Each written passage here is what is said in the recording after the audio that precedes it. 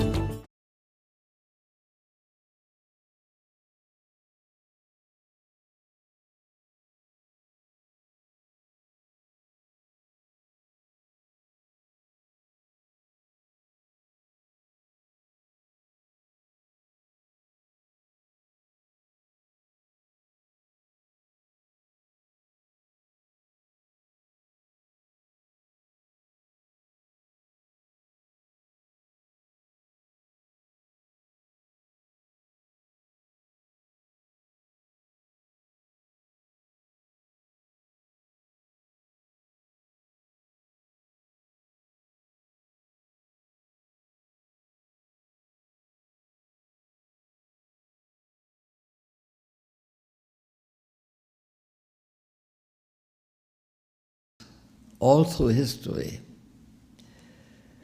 there has been a tendency, and if you go back to, really back to recorded history, if you go back to Herodotus, you will find that the tendency existed, and still exists today, that the losers in either a discussion, friendly or rather sometimes a bloody discussion, be it philosophical or political, or in the extreme of a war, the losers almost always declared afterwards that they had really won because they were right and other things happened that they had nothing to do with.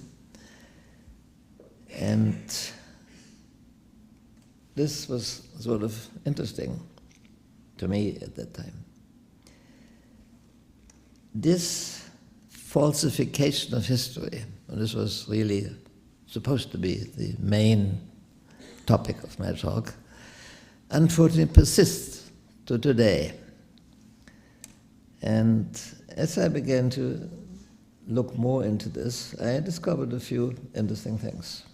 Some of you may have encountered what I have encountered.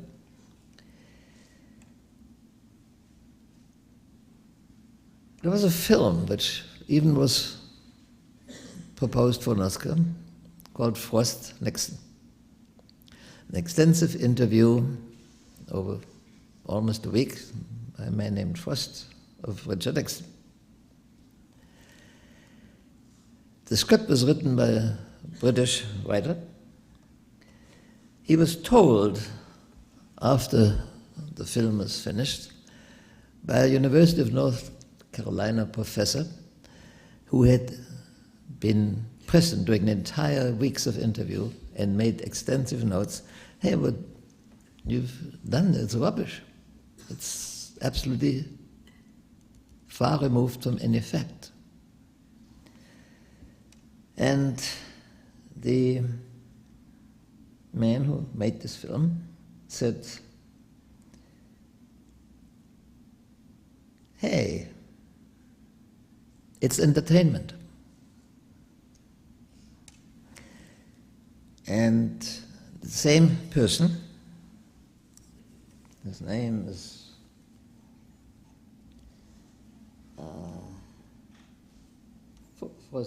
James Peter Morgan, later wrote that what a complete farce of history is this. He himself said that.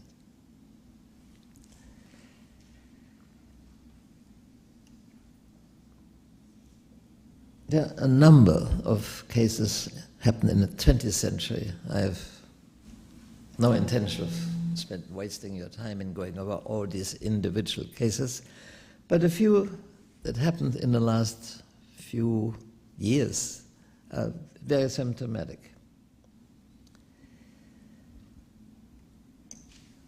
Let me say first, psychologists and attorneys, jurists, have for decades written about this problem, and it's universal.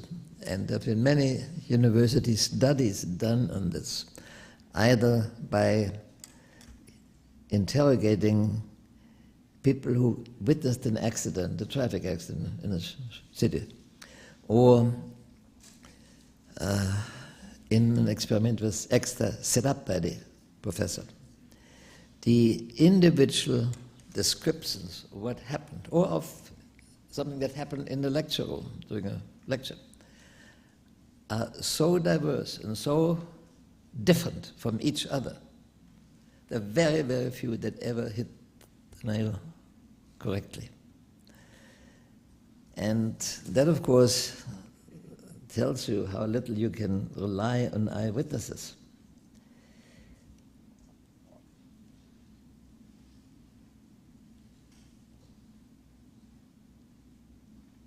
You probably read or heard that the Pope had taken a small Catholic splinter group back into the fold of the church because they could not risk a group splitting off completely from Roman Catholicism. And only after this happened did they discover that the bishop in charge of this group had denied the existence of the Holocaust, which led to the very embarrassing act that the Pope had to rescind his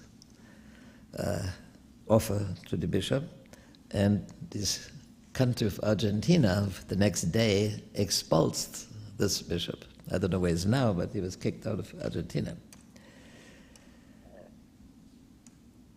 The Palestinian Authority produced a TV series which they called, this was very recently, an educational television video. This says boldly, the Israelis are the ones who did the Holocaust.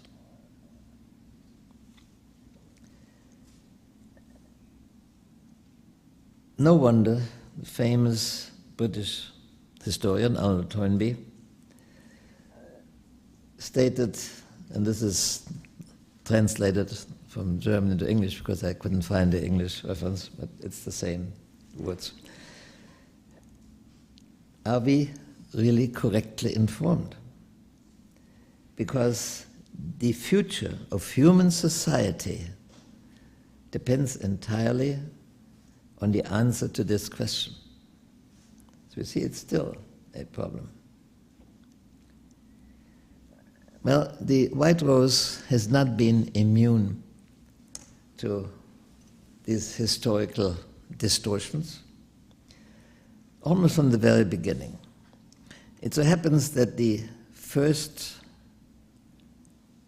published description of the White Rose was by me. At that time, Germany was divided in 4 zones, as you all know: Russian, French, British, and American. And each power, for its own zone, published newspapers, magazines, etc., in German language for the Germans. Because it took them almost 5 years to grant a license to a German who was really clean and not in any way connected with National Socialist ideology. Nobody knows about this, but it was published in a British magazine in Germany. In 1952, the eldest sister of the Scholz, Hans and Sophie, published a book on the White Rose, which is very interesting. To me, very interesting for several reasons. One,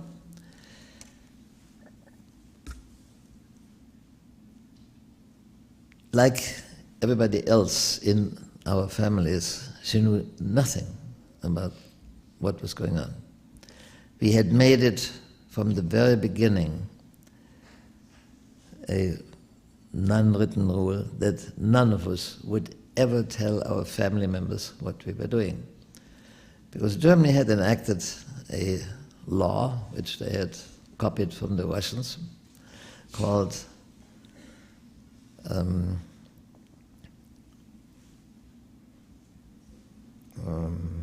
come to the moment. Thank you. Sippenhaft, which means that anybody who has committed a political crime against the ruling party, the entire family could be incarcerated and even executed. So in order to protect our families, no family ever knew what was going on. So what Ingersoll had as material for her book was second-hand and third-hand. Of course, she was later involved when her siblings were arrested and executed, but the first time that they were arrested, they learned from me, because I called the parents and told them that the children were arrested. In the first edition of Ingersoll's book, she writes, an unknown student called. In the second edition, 10 years later, not only does she give my name, but she also, to my great surprise, mentioned something else. When the trial of the People's Court was scheduled, it was not made public. Through connections that I had, I learned that the German people's, so-called People's Court would come to Munich for this. This almost never happened before. And it was obvious to me that why they would move the court to Munich. It could be only because of my friends who were arrested. Also, it was for the Nazis a very special occasion, because Munich, in their terminology, almost always carried the most important part. This was the Hauptstadt der Bewegung, in other words, the capital of our movement, the Nazi movement. And so setting it to them that in this city there would be traitors was almost unthinkable. So it had to be, of course, the trial had to be there. To my great astonishment, in her second edition of the book, she writes that when I met them at the railroad station and walked with them to the Palace of Justice, the mother asked me, how are the children? Are they in any danger? I said, yes. Is it serious? I said, yes. And she asked, are they going to die? I said, I'm afraid so they will.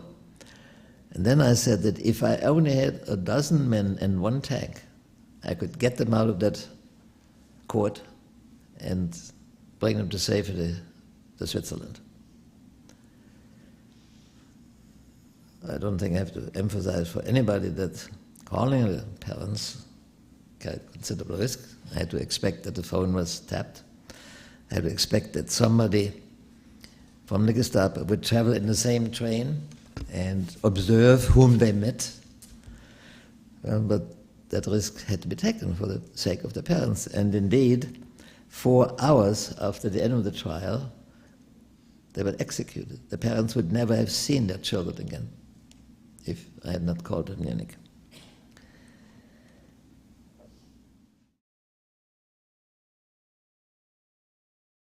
A few years ago, UC Berkeley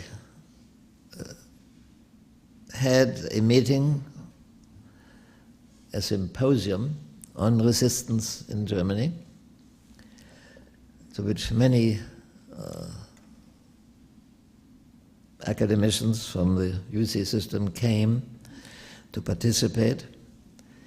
And it was a very, very interesting 3-day symposium with some very interesting to me people who spoke, amongst them the widow of Count Moltke, whose husband was executed because of his participation in 22 July.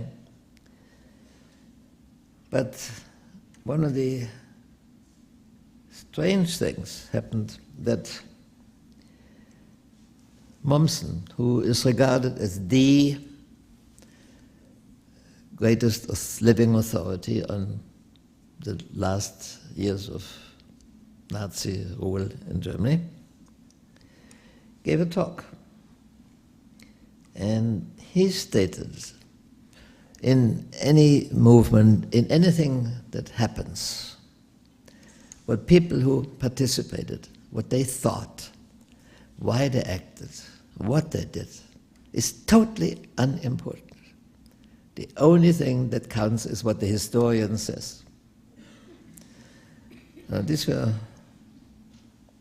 maybe 50 academic historians, and you can imagine their reaction was not very kind, but it was shocking to me. Now, there are about 50 books published on the Scholz or the White Rose. I think I have every one that was ever published, because most of them wanted to have photographs for me, and I have about 100 photographs that I took personally that are related to White Rose, and most publications bring some of my photographs. And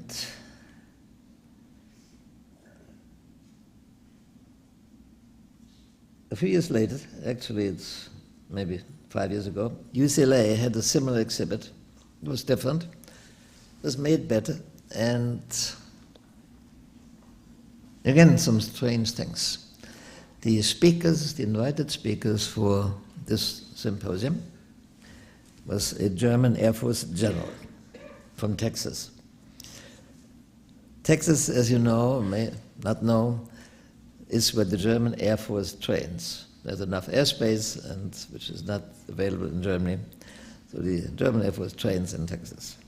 Second speaker was a professor of German from UCLA, who had very little to contribute because it was not his field of research.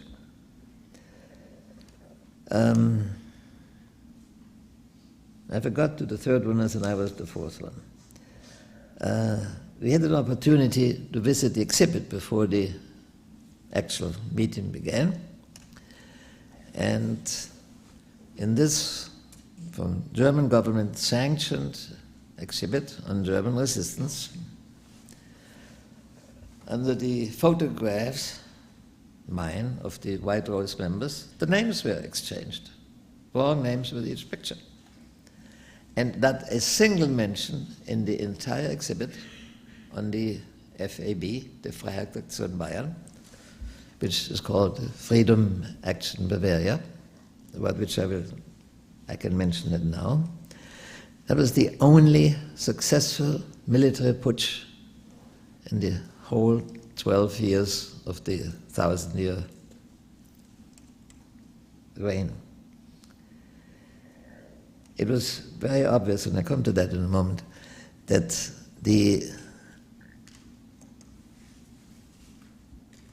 system, the machinery that had been built up by the Nazis was so complete, it was absolutely impossible for anybody to use any resistance except maybe writing something. And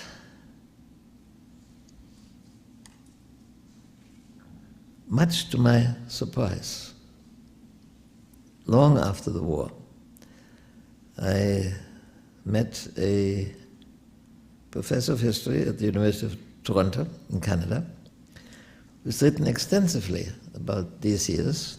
He published a very good book called Hitler Youth. And in this book, he tells you the kind of research he did.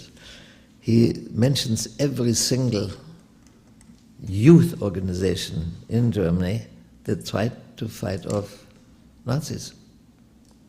And frankly, I must admit, they did much, much more than we in the White House ever did. Many of them fought with weapons and killed and got killed.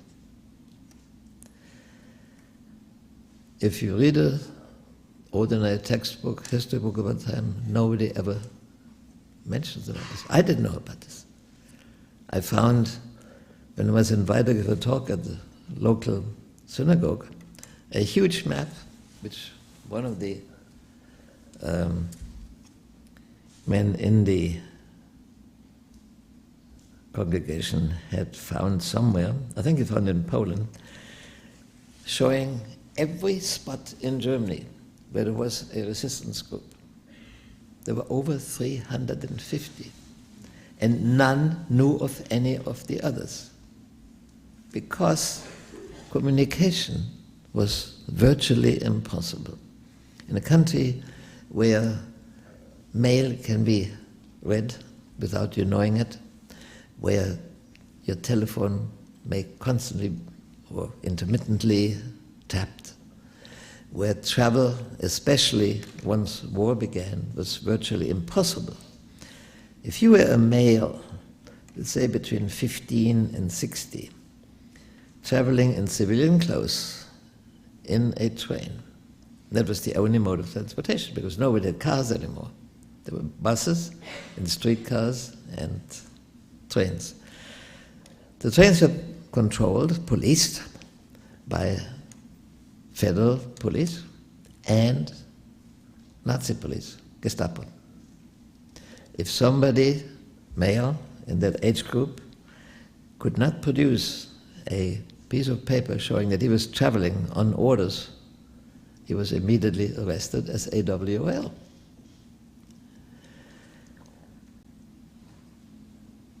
So communication, lack of communication, was the big problem why no movement could reach farther than maybe as far as the city extended. It was a little different in the Rhineland, because in that area you can travel by streetcar way over 100 miles. The reason is, the cities are flowing into each other. If you go by a streetcar till the end of the city and then hop in a streetcar from the next city, you can really go over 100 miles going by a streetcar. Then, of course, nobody controls streetcars. But that was relatively little known. The only organization I mentioned that had any success was started by a young captain who was severely wounded in Russia, and he was put in command of an organization that trained translators, interpreters, for the entire armed forces of Germany. He was a convinced anti-Nazi. As a matter of fact, he personally made 3 attempts of assassinating Hitler. One is very interesting because he holed up in the attic of a room across the street from a house where the family, the adjutant of Hitler, lived. And at that time of the war, Hitler was so afraid of assassinations that no longer were publicized his travels. So he never knew where he was and when he would be where. Again, this person, through his connections, learned that Hitler would come to the Berghof, this house he had up in the mountains.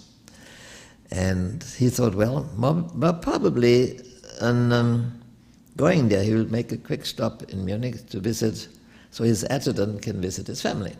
This indeed happened.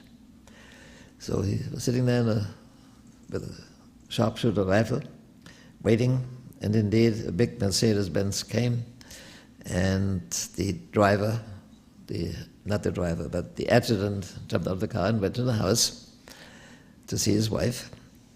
And shortly after, a little girl, his daughter, came running out of the car to the big government car, and out came Hitler out of the car and embraced the girl.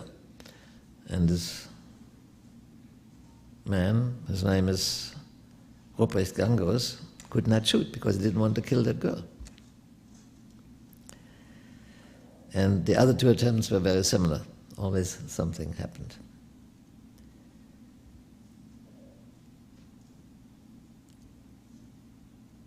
The idea was to, in his barracks, collect a group of soldiers, interpreters of course, who were politically reliable and with whom he could, when the time came, start. The time came when the American army reached the borders of Bavaria, that's the southeasternmost state in Germany, and he called his troops out 5 or 6 in the morning and told them what his plans were. And he said, anybody who does not want to participate, I hereby discharge you from the army, which of course he had no right, but he said he would do this, and he did things like this. All the others want to go with me, stay. And not a single person left. All the bridges in Munich were mined. They removed all the mines, not a single bridge was blown up. Hitler had, as he always did with other German cities, as they were besieged, left an order that the city had to be defended to the last man in the last house. What did Dr. Gangos do? He said the first thing he did, besides getting the bridges in mind, occupied the main radio station in Munich and appealed personally to the population of Munich and surrounding cities. Hang out your bed sheets to the window, which is an international sign for surrender, on which Hitler had ordered death penalty. If you arrest as many Nazis as you can, if you can't, write down their names so they won't be forgotten. They tried in vain to arrest the political leader of Bavaria, which was called Gauführer at the time. Hitler changed all the names in 1933, so they no longer were governor or president, and now were Gauleiter. But he had holed up 3 stories underground, protected by a large troop of SS soldiers. So they never got him. And there were indeed fights. He also had convinced the commander of a tank unit to participate. This is a very well thought out thing. And Munich, unlike other cities in Germany, was saved from total destruction. What bombers hadn't destroyed already now was safe because there was no shooting in Munich against American troops. Unfortunately, Hitler, in desperation, the closer the war came to him, obviously being lost, he created a new army called Volkssturm. It means People's Storm, literally translated. These are all kids between 12 and 18, and old people over 60 or 70. Gave them guns and said, you have to fight to protect Munich. And unfortunately, one of those Volkssturm people shot the most prominent neurologist in Munich in the back, because he was participated in the Freedom Action Bavaria. He was my neurologist and as a medical student. We still hear very little about this, although there was a 50-year celebration of this event. City of Munich to this day has never been able to, or seen to it, to memorialize all people who stood up against Nazi terror. A good friend of mine had the brilliant idea, there's a crossroads in Munich where 5 streets meet. This was called Danziger Freiheit, the freedom of Danzig, and put up a plaque there. Only the names of those who died defending Munich against the Nazis. To this day, 60 years later, it has not happened. I want to spare you numerous examples that I have of this, but it's sad.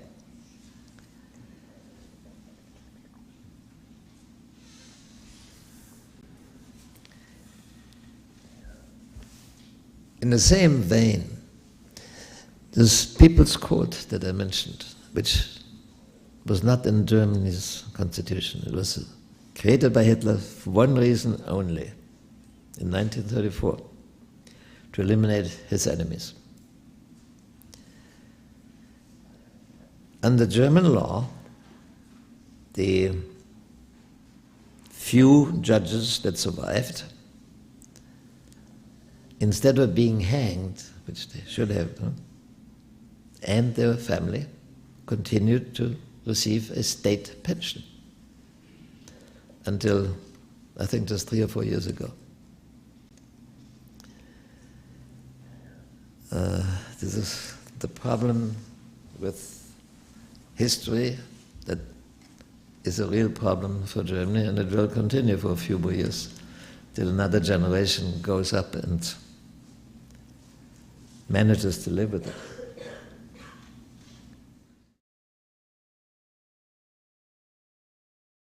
White Rose, we never called it White Rose. On the leaflets, we called leaflets of the White Rose. We had no name for the baby. It was not an organization, because I've been constantly asked, when did you join the White Rose? It's not an organization that you joined. You didn't get an ID card with a number. And the White Rose, and this I cannot emphasize enough, was nothing but intense personal friendships. 5 groups of friends, of 2s each, who knew each other, were close friends, and it so happened that in course of time, most of them found themselves in the same student company, and I come to that in a second. So these 3 groups of 2 men each, women each, found together and worked together.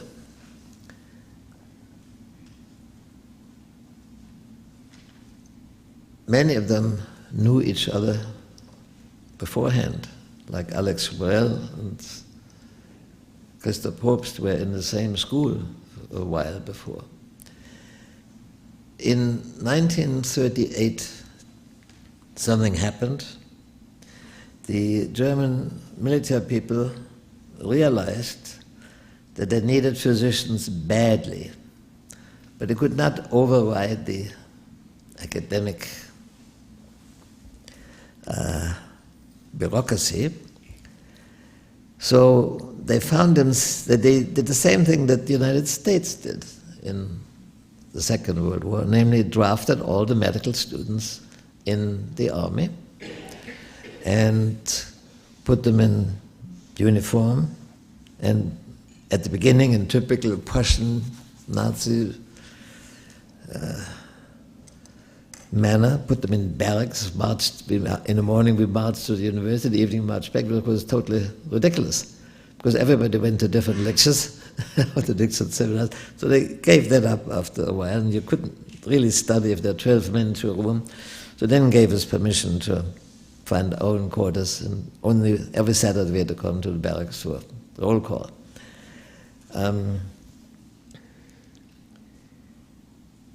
So in 1942, the Germans found themselves with thousands of medical students and 3 months of summer vacation. If they only could change the curriculum and install at least the medicine trimesters, they could have produced physicians a year sooner, to everybody's advantage. We're not in 1944 did they get this idea. So here we were, thousands of medical students, what to do with this. So they had the brilliant idea to ship us all to Russia. Medical curriculum in Germany at that time, still does this, requires a certain number of months in practical experience. So they used this as an excuse, as the practical experience. And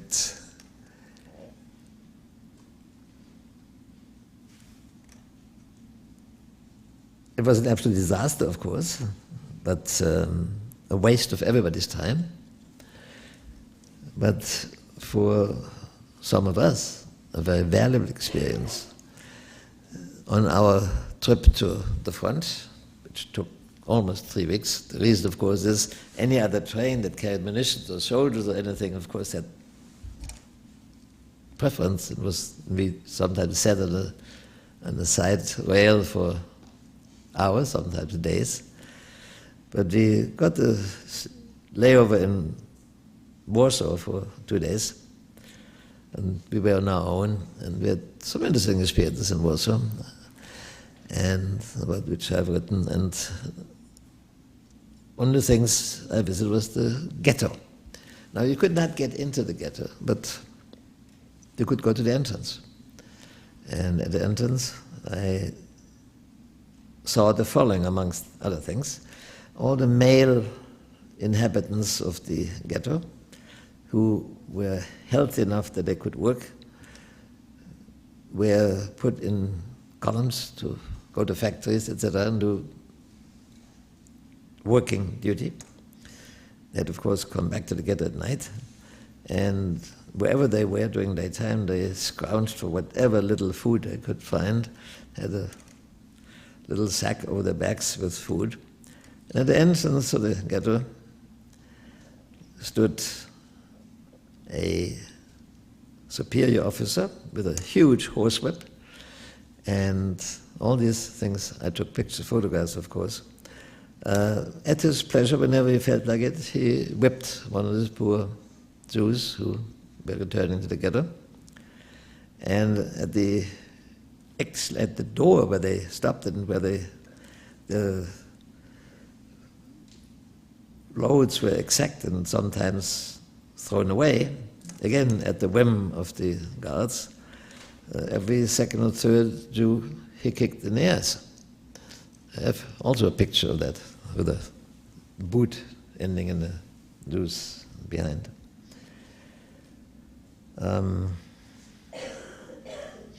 That's when we learned about the mass deportation of Jews.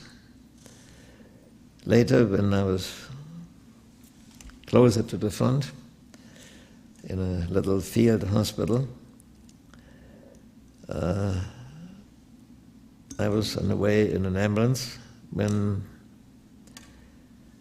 2 trucks came by, loaded with people, drove in the forest. I said, oh, that's interesting. Told my driver, let's follow them. And a guard turned his back, said, you can't. And then we heard shooting, and shortly after the trucks came back empty. So it was quite obvious to us what had happened.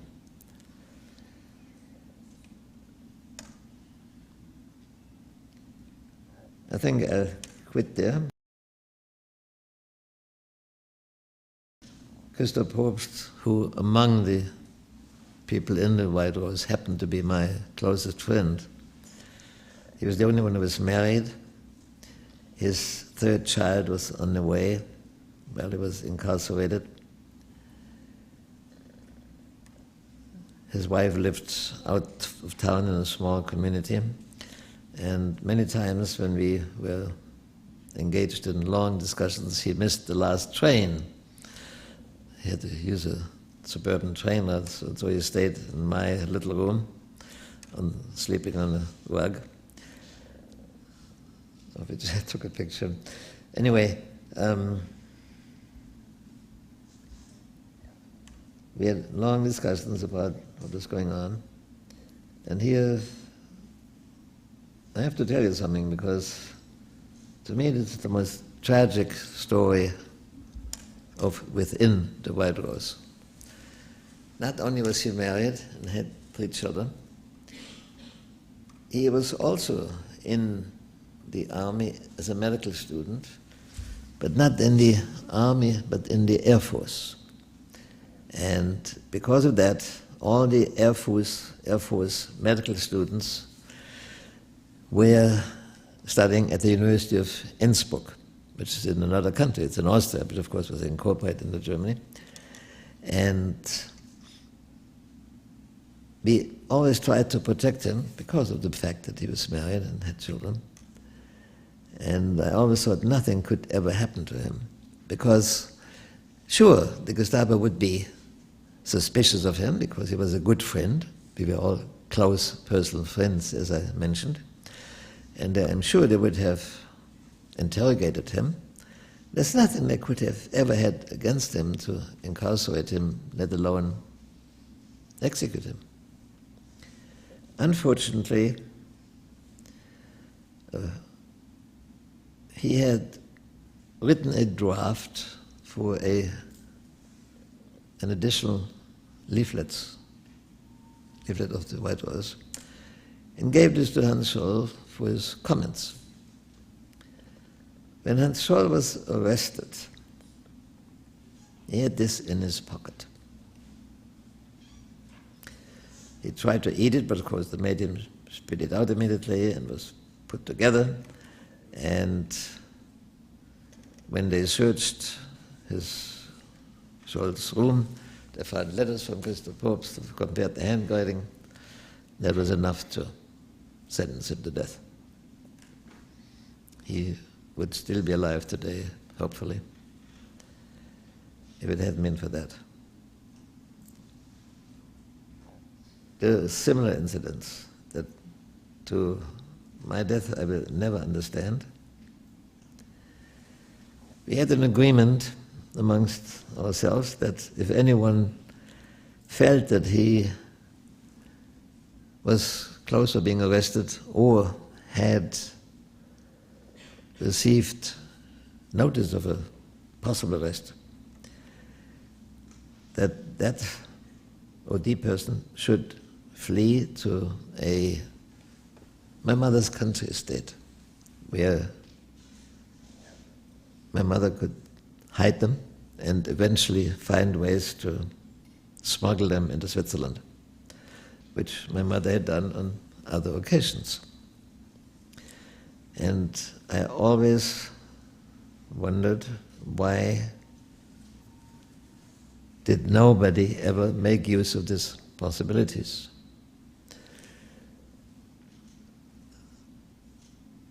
See, we had, I have to come back to this, why did we choose leaflets? Well, I mentioned the difficulties of communication, why it was virtually impossible to start a resistance organization, and why you also needed weapons for this. For medical students, how could we get weapons? And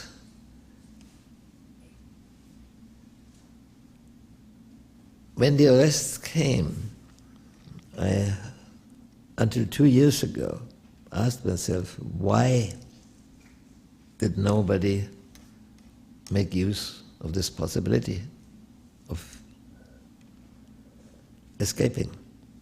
Well, Christoph Probst couldn't, because in the Air Force, he was in Innsbruck, he was safe. None of us ever talked about him to safeguard him. If his letter would not have been found in Hans Scholl's pocket, he still would be perfectly all right. So you have to take him out. You also have to eliminate Willy Graf, because Willy Graf didn't really belong to the White House. He had really bad luck. He, for reasons unknown, never was taken out of his military duties. He was a fighting soldier, a GI, both in the war in the beginning on the West Front and beginning in Russia. And somehow finally I discovered that he is a medical student. So he really did not come to the University of Munich in the student company joining us until late in 1942. And we did not find out about him, and he did not find out about us until we were all in the same train to Russia.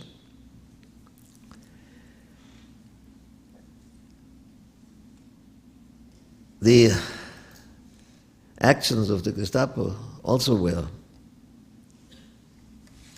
to me, strange, let's say. Immediately after the arrest of my friends, no, I have to go back. We got a call by telephone or messenger or courier the day after the arrest, and I come to that in a moment, to immediately report to the barracks. We were told that we could not leave the barracks until further notice.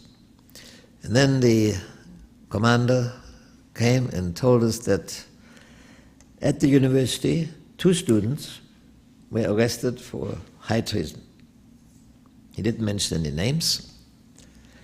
And one of the students had not appeared at this roll call. So if any one of us knew where he was, would you please come and tell him? I went to him immediately and made up a story. I know where he is. He's not staying in his little room in the city. He rented a room out in the country so he could study undisturbed by the bombs falling in Munich. And he has no telephone there. If you let me leave the barracks, I will immediately take my bicycle and get him, which of course was a ruse.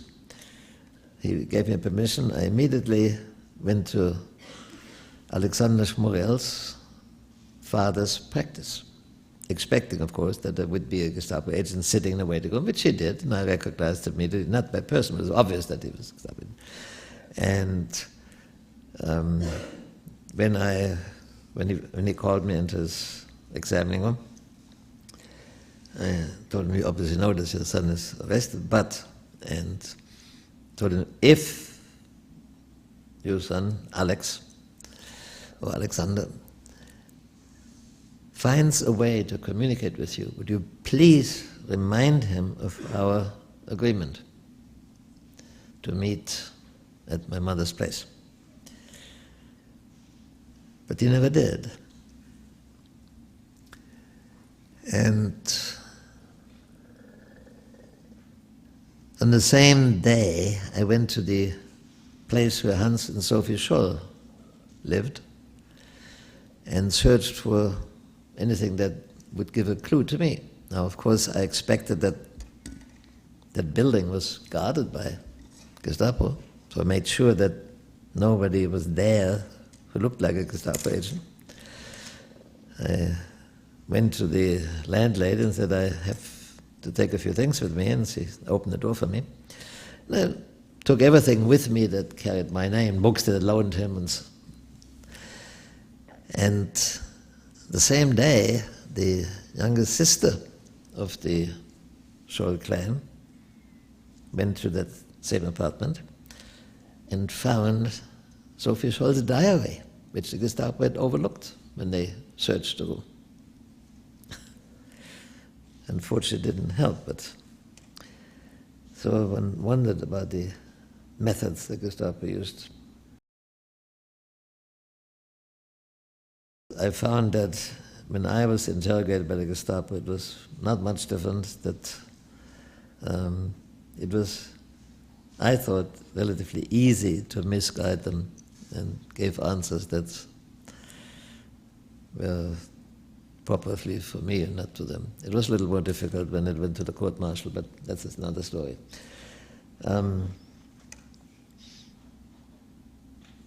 The other worst thing for me was Professor Huber. Professor Huber was an extraordinary man. He obviously had a marked physical impairment. When he walked, he had difficulty walking. When he spoke, he had difficulty speaking. But when he got carried away in speech, then suddenly his talk became fluent. He was carried away by it, and it was the most wonderful way he gave his opinion. He happened to be the expert on German folk music, and he had two fields in which he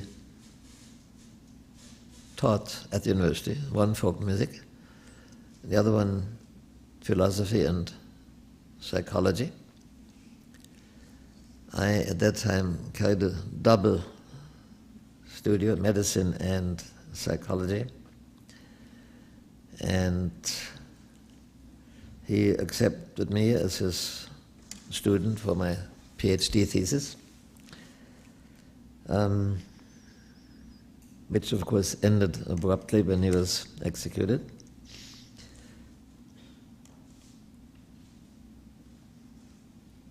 Before him, I had picked another professor to be my guidance for my PhD.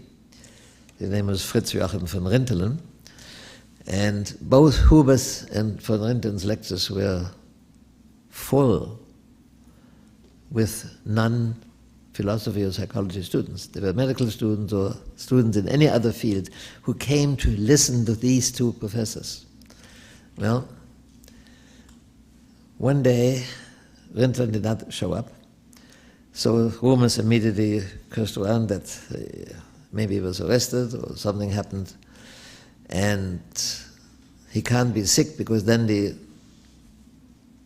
administration of the university would have put a note on the board on the door of the classroom to that effect. So we decided, let's come back next week at the same hour when he gives his weekly lecture.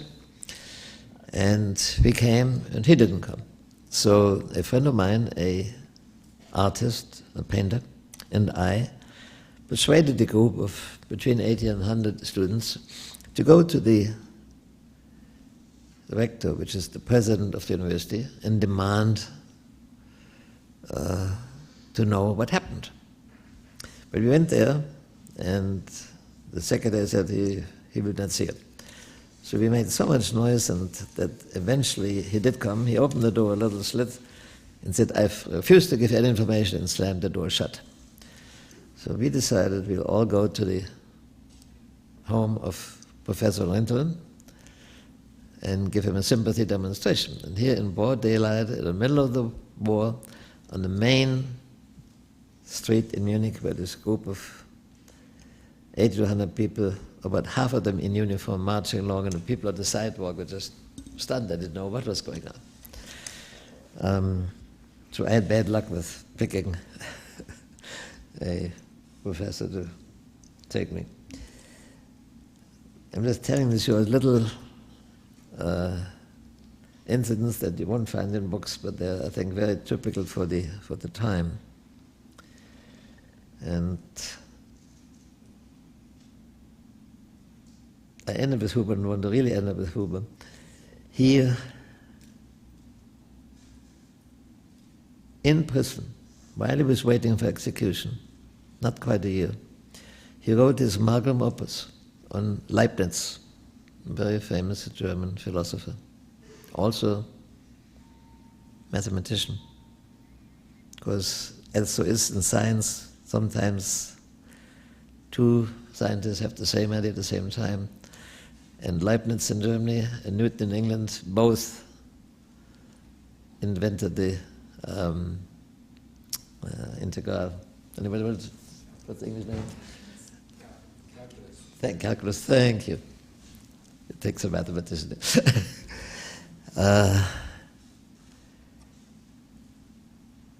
And he wrote his main work in prison on Leibniz.